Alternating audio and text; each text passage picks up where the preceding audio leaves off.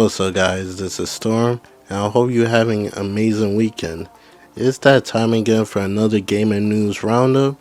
We have a lot to cover, so with that being said, I hope you enjoy this video. Please hit the bell notification so you get noticed when I drop a new video, and leave a like if you enjoyed this video. Without further ado, let's take on the news.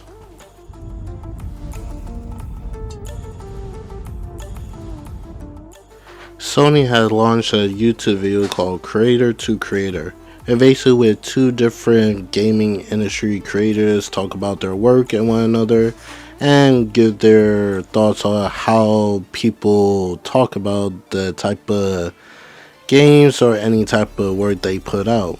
And one of them had Neil Druckmann and Alex Garland from 28 Days Later and Annihilation. And in that interview, Neil Druckmann talked about the Intergalatic, the Heretic Prophet, which is new IP that they got working on. And he talked about some little new tidbits on what's gonna go into the Intergalactic. And he does even talk about what people thought about when he did The Last of Us Part 2. And this is what he had to say. The highlights from the interview takes place 2,000 years into an alternate future that deviated in the 1980s. Naughty Dog spent years coming up with and detailing the timeline. Druckmann jokes, "We made a game with Last of Us Part 2. We made certain creative decisions that got us a lot of hate. A lot of people love it. A lot of people hate it. Garland quits. Who gives a shit?" Exactly. The joke is, you know what, let's do something that people won't care as much about. Let's make a game about faith and religion. This new religion pops up and becomes a prominent where this altered timeline deviates. Spend years of building out this religion from original prophet and how it changed and evolved over the centuries. Religion takes place on the planet Semperia, then all communication stops. Wanted to make a game about being lonely, so many games we done that have been about there always been an ally with you talking. Really want you to be lost in a place that you really confused about what happened here, who are the people here, and what was their history. No one heard from Semperia in 600 years. Jordan, main character, has to figure out what happened if she hopes to ever escape. Bonus on the side, Alex Garland thinks The Last of Us is better than 28 Days Later. Hugely inspired by The Last of Us. Okay, so by the looks of it, the Intergalactic is going to be taking on more a religion type of aspect, which kind of makes sense because the game is called The Heretic Prophet. So it sounds like they came up with their own religion in this game, and you can learn about the history of this religion, what happened to the people that was following the faith of this religion, and learning the secrets about the religion will probably hold secrets how Jordan is able to escape from the planet. And to my knowledge, this will probably be the first Naughty Dog game that you won't have a companion with you, because you really think about Crash Bandicoot had his little companion mask. You had Jack and Dexter. You had Nathan Drake and Sully. And occasionally Elena, Sam, and Chloe. You had them. You had Joel and Ellie in The Last of Us. So the fact with this one, you're not going to have anybody with you. It's just going to be you alone. It's going to be an interesting take. And also, people, I can understand you could probably have criticisms how you felt how they did Last of Us Part 2, but there's some things that are fabricate, like not really true hate. I think it's just hate to hate, honestly. And what I seen is mostly because of Neil Druckmann. Like, you can hate what kind of his focal point on society and politics. Like, you could have an opinion on how you feel about that, but the thing is that shouldn't come into account on how he makes his games, which majority of the time they do come out really, really good. So I have to give the man to that. His political takes, you could always separate that from his work as a game developer. And the whole leaks with The Last of Us Part 2, definitely, I believe that was the true thing that hurt The Last of Us Part 2 to give it so much hate. Even though some of the stuff that was said from those leaks was not really true, but people mindset already set in motion, like hey, because even though this information is not proven, I'm gonna hate this game regardless. Like there was like a whole situation that like the Seraphites was a Christian cult, and you play as Ellie, a character who is dating the same sex as her, was killing them. So that kind of try to paint like Naughty Dog was making. Oh, gay people are killing a Christian cult because Christians don't believe in same-sex marriage and all that jazz. But that was never true at all, because the Seraphites are there are a proper name for them, but the thing is, like, they were just killing. If you don't follow, they were just killing for killing, to be honest. Because they believe people are nested with evil. It could be men or women. Like, it had nothing to do with Ellie's sex and all that jazz. Like, they low-key worship the infected. There is a proper name what the Seraphites are called in the actual society that would represent the actual cult of the Seraphites. I just can't remember the name at this point.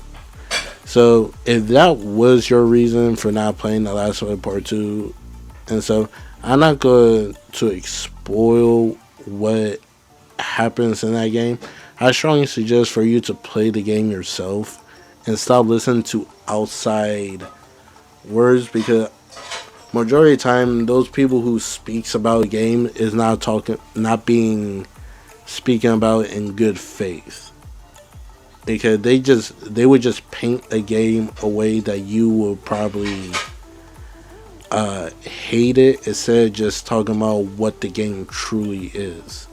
So play the game yourself if The Last of Us interests you. And not saying that everybody will just make up stuff about a game. There are some good people that will talk about a game and be 100% speak actual proof on said game, instead of just making up stuff just for clicks and views. So always look out for those type of people, because those are the ones who are actually good at give you a proper give you a proper detail of the game instead of what others say about a game.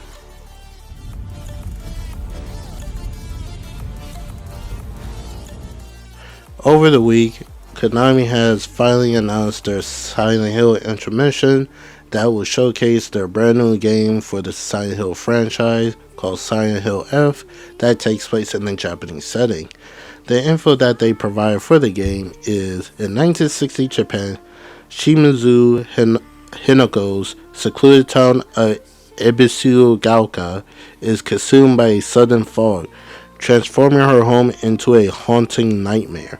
As the town falls silent and the fog thickens, Hanako must navigate the twisted paths of Ebisugaoka, solving complex puzzles and confronting grotesque monsters to survive. Immerse yourself into Hanako's world, imagined by renowned author Ryukishi 07, with entrancing music, including pieces by Akira Yamamoto, and beautiful visuals in a gripping tale of doubt, regret, and inescapable choices. Will Hanako's embrace the beauty hidden within terror, or succumb to the madness that lies ahead? Discover a new chapter in the Silent Hill series, blending a psychological horror with a haunting Japanese setting. And Silent Hill fitting in a Japanese setting makes the most sense out of anything, because even in real life, Japan be having some very frightening horror tales that could be inspired to make games, movies, or shows, depending on the storyteller. Because I believe it was a game. What was it called? It took place in Tokyo, and there was a story about a woman in a red dress. It was a horror story, and they actually used that in a Japanese game that came out on Xbox. It came out on PlayStation first, then it went to Xbox. And not too long ago, the studio that made it got shut down. I forgot what the name was. It was like Tokyo something. For some reason, the name is escaping me. Overall, this game looks very horrifying. Do not play this at night unless you want to crap yourself. And just the gore of it definitely could be the new.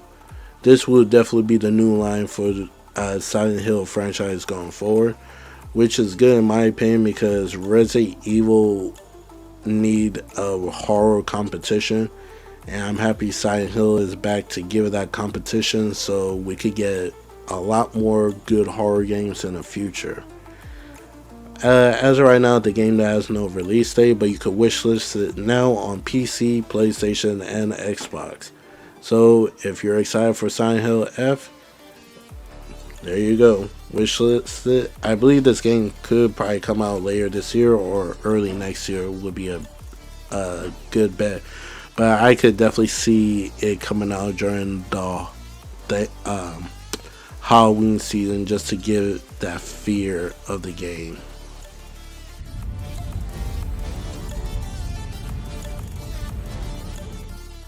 We got our PlayStation Plus game sign-ups for the Extra and Premium Edition.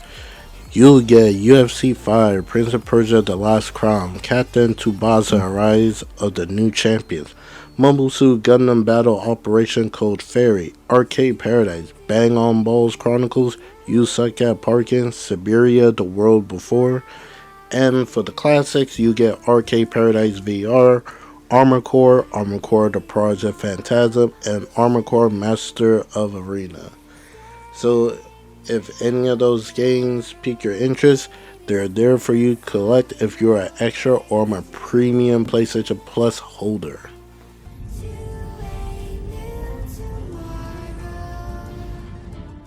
Although EA have gotten some backlash over Skate is getting microtransactions before the game is even released, which it's not really surprising when it comes to EA, honestly.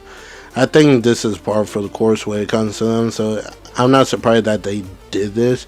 It is still wild that they put microtransaction in a game that doesn't even have an official release date. So yeah, EA definitely need to clean this up, because okay, like how they not learn their lesson after the whole Battlefront 2 situation. You would think they would chillax and stuff, and it's kind of crazy because EA low-key been in a like good have been good for a while now, so it is totally left field that they came out of nowhere with this, honestly. Like, it's not surprising when it comes to EA and microtransaction. It's just they've been on their good behavior like recently. So the fact that this coming out now after the big success of the Battlefield Labs, even though leaks of that was pretty bad, but some people say a game like this, an alpha version of this game being leaked and stuff, that's low-key like free marketing in a way. Like, it shows that people like, oh, so we could, like, it gives people an idea of what can we expect for the final product, and the fact EA is trying to do right after Battlefield 2042. So hopefully they don't pull this stuff when the next Battlefield come out.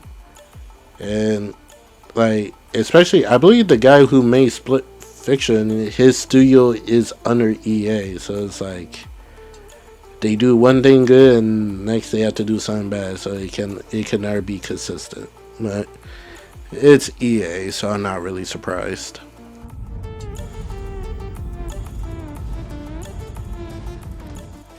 Not surprising, another game as a service is being shut down. The game is called Spectre Divide. Their studio have put out a statement saying that the game is being shut down, and this is what they have to say. Dear Spectre fans, it's been 2 weeks since we launched Spectre Divide Season 1 Flashpoint.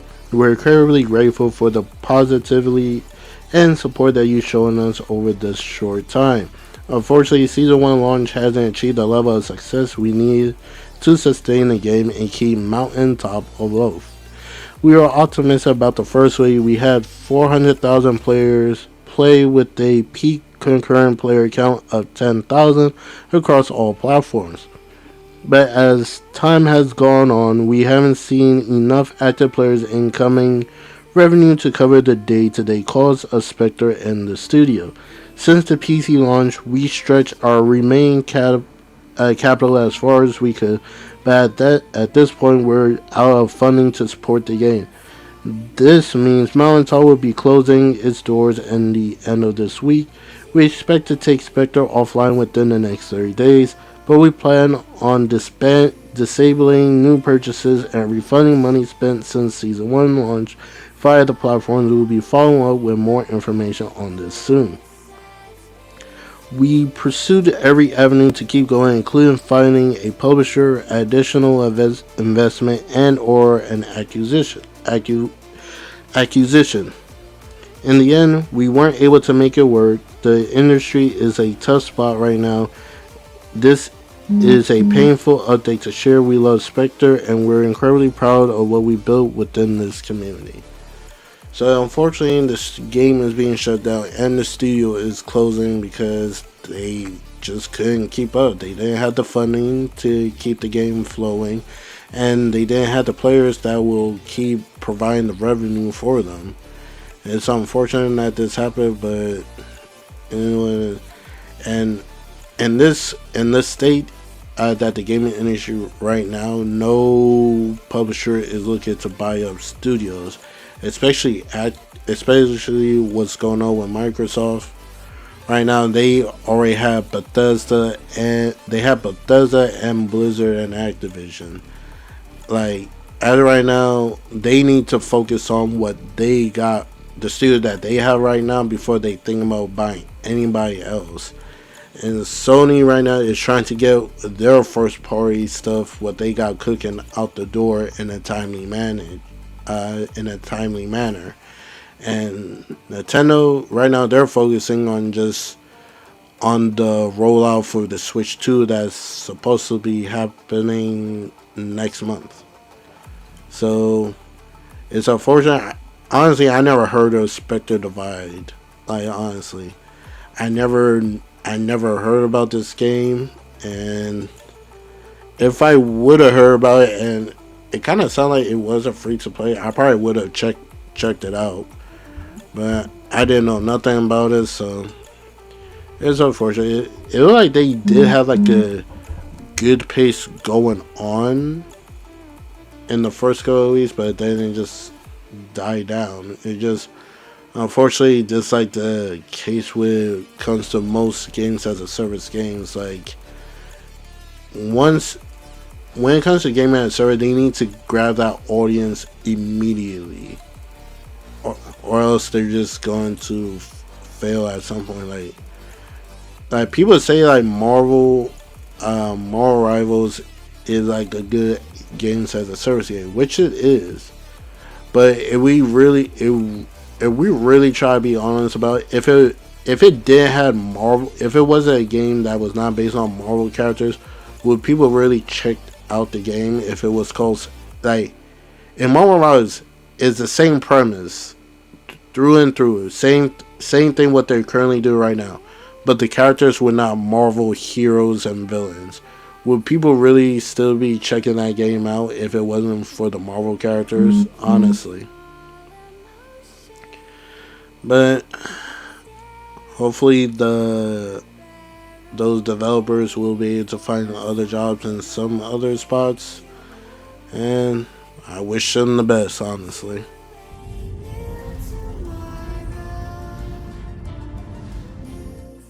It's been confirmed that Warhammer 40k Space Marine 3 is currently in development.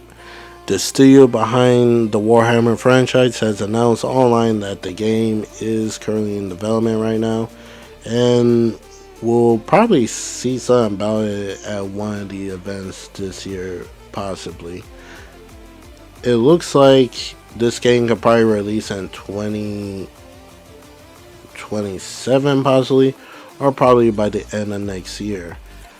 If you are a fan of Warhammer games, I truly suggest check it out. I did play Warhammer Space Marine 2, and it was a very fun experience. So I kind of think of it like it almost feels like a like a Doom game, but on a slower pace and it's third person.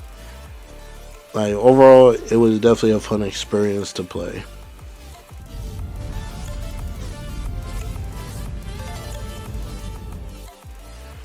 Monster Hunter Wilds is coming out with a future update that will introduce a new monsters and new social life improvements. And this blog post tells us what we can expect. It's our first free tile update, early April 2025. Mitsune joins the roster along with the additional that will prove even more challenging than the tempered monsters. A new place for hunters to gather and have more fun socializing. More new feature fixes and adjustments. More details to come late March. And they have said they're very grateful for everyone's feedback post launch.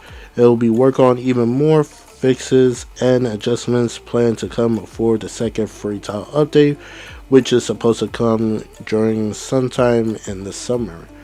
I believe Mitsune is a returning monster from Monster Hunter Rise, because I vaguely remember that name. I could be totally wrong, but it is definitely is got me curious what kind of challenge that this monster will have, and the other monsters that will be added that will, by the sound of it, will be stronger than the tempered ones.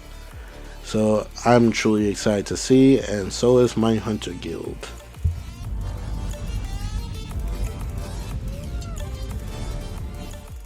It's reported that the studio People Can Fly, the studio who also made Outriders and who made Gears of War Judgment, and is currently right now co-developing Gears of War E-Day or 6, one of those two games. It came out that they had entered an agreement with Sony Interactive Entertainment for a new game codenamed Project Delta. The contract reads, the management board of PCF Group SA with the Regional Office of Warsaw, the company hereby informs that on March 13, 2025, the company and Sony Interactive LLC with the Regional Office of San Mateo, California, USA, the publisher concluded that production agreement, prototype development agreement regarding cooperation of parties in the production of a prototype for a new game codenamed Project Delta. Delta, the product based on the intellectual property rights owned by the publisher. Alright, so with that being said, it doesn't sound like it's going to be like a brand new IP. It sounds like Sony had entered a contract agreement with People That Could Fly to make a IP that Sony owns. So on online, you can expect to see giving People Could Fly track record of the type of games that they made. People believe this could be a revival of SOCOM, since SOCOM is a military style shooter game, a tactical military style shooter game, which could fall under how Gears of War works, especially this studio made Gears of War Judgment. And some people believe this could be a return of Resistance. But a lot of people are hoping that it is going to be SOCOM more than Resistance. It's very interesting to see what kind of game they come out with. We're definitely not going to see this game anytime soon, but it's cool to see that Sony still. It looks like they still want to use some of their old IPs, but I think they're just trying to figure out how they would perform in this current day and age, how games are perceived by the public. We just gotta wait and see how this turns out. If I would say what kind of game I want them to do, I would say have them bring back Killzone, in my opinion. I never got around, I never played SOCOM before, and I did play a little bit of Resistance. But me personally, I would love them to try to bring back Killzone because that multiplayer was hella fun. If they could do a nice Killzone multiplayer with their knowledge how they do Outriders and Gears of War, that'd be hella also if they did. But like I said, we just gotta wait and see how it turns out in the end.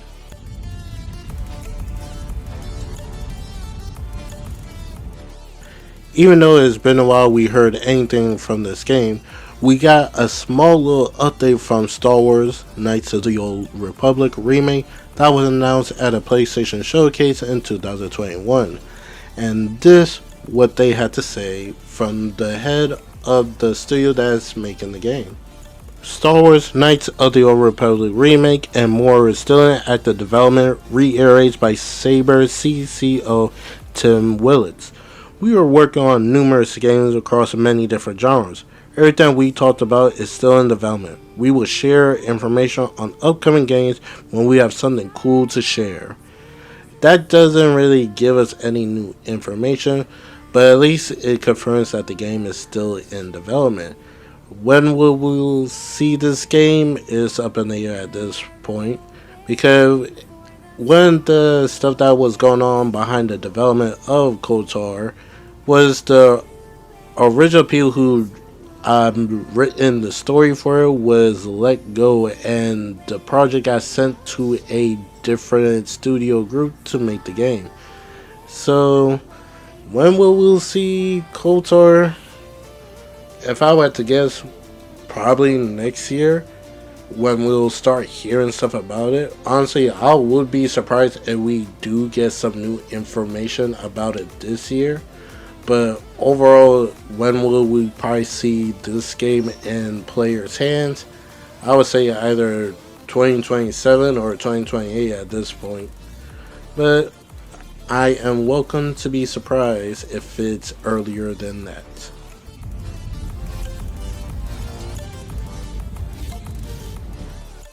To wrap up this video, we're going to be talking about Xbox has announced a Copilot for gaming, an AI companion to help you save you time, help you get good. Copilot for gaming aims to solve time management issues for players and provide in-game assistance. Basically, what this sounds like is basically instead of you having to Google or looking up how to get past certain games or whatever you're looking for, Xbox have introduced an AI companion that you'll be able to go to if you're ever stuck on a puzzle or having trouble looking for a certain item in a game. One of the games they demonstrate this was Minecraft. The person picked up a wood block and was trying to figure out what he should do with it, and the AI system said put it inside a workbench and make some tools out of it. So this is, it could be a cool thing to save time on trying to Google certain puzzle or stuff like that. But the thing is, like, it feels a little bit weird in my opinion, because usually people will like go online to look up whatever they need to look for or Google and stuff. Like, I don't see, I think some people will still use the same method that they always do, like look up a video to show you exactly what you need to do. But we just gotta wait and see how this will work in real time. Like I could probably see this mostly being used for like if somebody playing like a Souls game and they don't know what's the proper way to build the character, or maybe there's a boss that you're going against and there's a special weapon that you can use to make the fight easier, and the AI system will tell you where to find it and stuff like that. I could see it doing that stuff, but we're probably gonna have to wait and see how Microsoft is gonna incorporate this. It sounds like it's gonna be like a phone app, I guess, instead of like a thing that will automatically be packaged in games. Eh, if it helps people to get good and stuff, then yeah, so be it. Because a lot of people would complain about like if a Souls game is hard, which in my opinion they should be hard, because Souls games are not the type of games that will hold your hand. So I don't really see a problem of a game being difficult and you have to figure out yourself. Like there have been times I looked up stuff to help me get past parts of certain games, especially if I'm trying to go get the platinum and I'm trying to unlock every single trophy, but I don't know how to go about it. But what can you do? We'll see how it looks and we'll see if people will utilize it. But with that being said, this is the end of the video. What do you guys think? Are you guys going to try out this Xbox Copilot? Are you excited that Kotor Remake is still in development? Are you excited to try out Silent Hill F? And does it strike that fear of horror that's been missing in certain horror games? And what you think of it, it's a Silent Hill game that's not in America and it's taking place in Japan for, I believe, for the very first time. Let me know your thoughts in the bottom below, and I'll catch you guys in the next video. I hope you enjoyed the rest of your week. This is Storm. I'll catch you guys later. Peace out.